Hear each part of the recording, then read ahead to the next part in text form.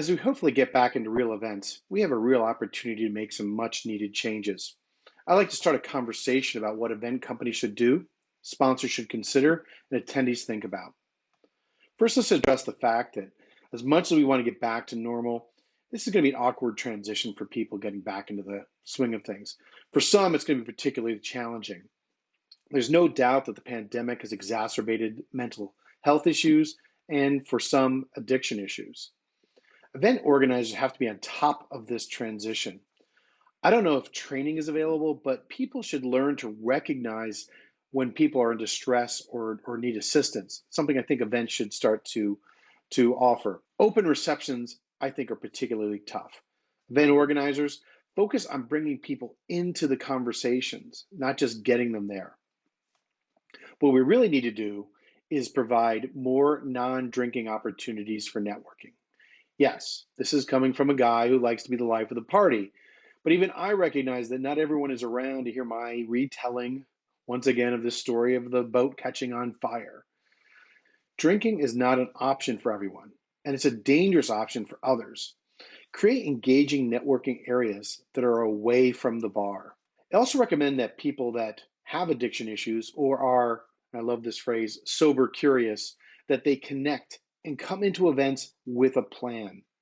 The unstoppable force that is Julia Smith, a pillar in the UK advertising community, has created a website called Sobalicious and a WhatsApp group to help those that are wanting to move our industry beyond drinking culture.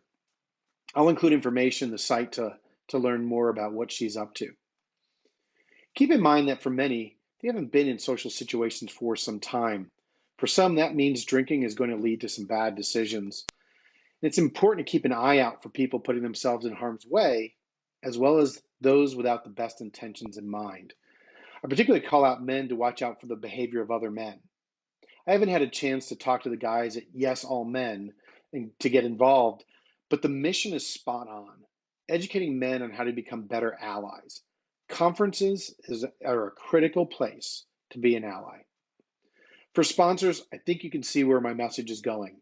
If your only pitch is to buy the next round, you're actually leaving business on the table, if not creating dangerous situations. Consider changing things up. And I know, major buzzkill, and all I can say is get over it. We can do better and still have fun.